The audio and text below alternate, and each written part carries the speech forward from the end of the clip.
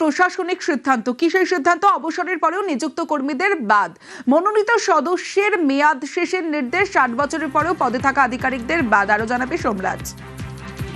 দেখো, রাজ্য সরকারের তরফে বড় সিদ্ধান্ত নেওয়া হয়েছে এবং রাজ্যের স্বরাষ্ট্র দপ্তরের তরফে ইতিমধ্যেই বিভিন্ন দপ্তরের সচিবদের ওই নির্দেশিকা পাঠিয়ে দেওয়া হয়েছে, যেখানে বলা হচ্ছে বিভিন্ন বোর্ড সংস্থা বা পাবলিক সেক্টরে যে সমস্ত মনোনীত সদস্যরা রয়েছেন, ডিরেক্টররা রয়েছেন বা চেয়ারপারসনরা রয়েছেন, তাদের মেয়াদ অবিলম্বে শেষ করার নির্দেশ দেওয়া হয়েছে।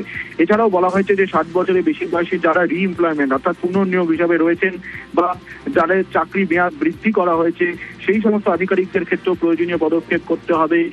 রাজ্যের স্বরাষ্ট্র দপ্তরের তরফে ইতিমধ্যে বিভিন্ন দপ্তরের সচিবদের এই নির্দেশিকা পাঠানো হয়েছে।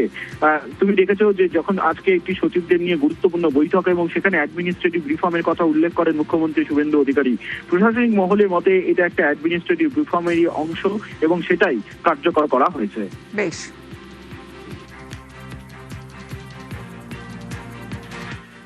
ভয় আউট, ভরসা ইন। এবার ভয়মুক্ত হয়ে কাজের বার্তা। সচিবদের সঙ্গে বৈঠকে বার্তা মুখ্যমন্ত্রীর, মৌখিক নয় লিখিত নির্দেশে কাজ। নবান্নের সচিবদের সঙ্গে বৈঠকে বার্তা।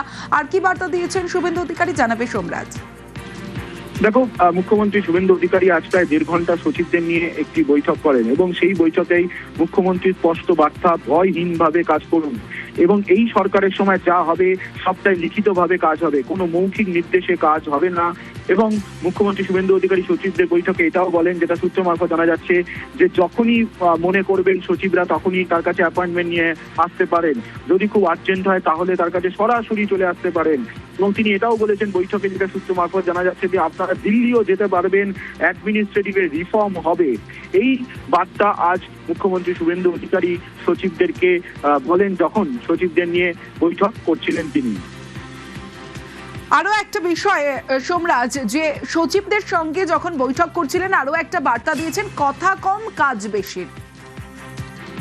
একদমই মুখ্যমন্ত্রী শুভেন্দু অধিকারী সচিবদের এই বিষয়টা স্পষ্ট করে দিয়েছেন যে এখন থেকে কথা কম হবে, কাজ বেশি হবে।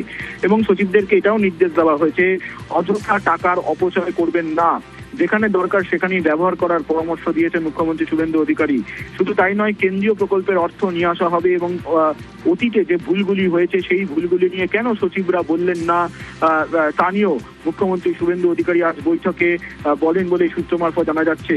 এবং তিনি বৈঠকে বলেন যে একটি গ্রুপ করা হবে সচিবদের নিয়ে, তিনিও প্রয়োজনে সেখানে থাকবেন, মুখ্য সচিবও থাকবেন এবং সেই গ্রুপে সব রকমের আলোচনা করা যেতে পারে বলে এই দিনের বৈঠকে তিনি বলেছেন। পাশাপাশি বৈঠক চলাকালীন শিক্ষা সচিবকে তিনি উদ্দেশ্য করে বলেন যে স্বচ্ছভাবে নিয়োগের কাজ করতে হবে, নিয়ম মেনে কাজ করতে হবে।